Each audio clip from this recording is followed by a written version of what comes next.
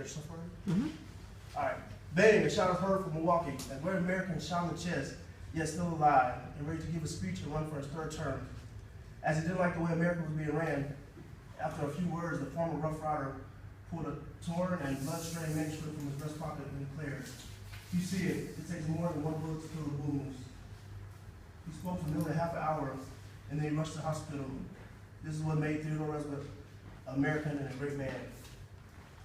Theodore Roosevelt, born October 27, 1858. He died January 6, 1919. Was an American author, naturalist, explorer, historian, and politician who served as the 26th President of the United States. He was the leader of the American Party, the Guerrero Party.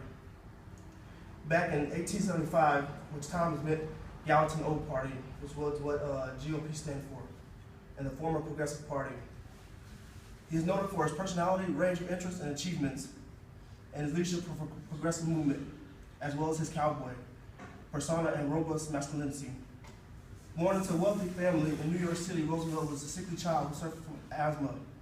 To overcome his physical weakness, he embraced strenuous life. He was homeschooled and began an eager student of nature. He attended Harvard University, where he studied biology. He boxed and developed an interest in naval affairs. He entered politics in New York State Legislature.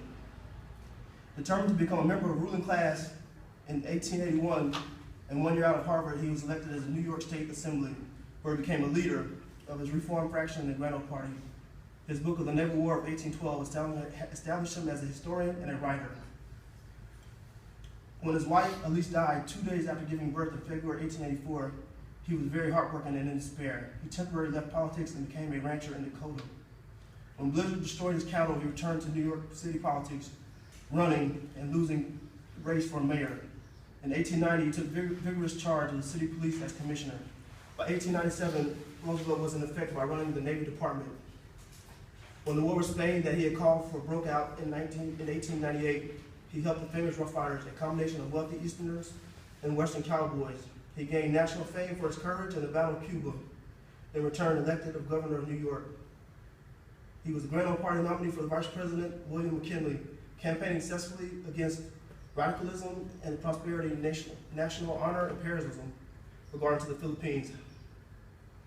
High tariffs and gold standard, Roosevelt became president after McKinley was assassinated.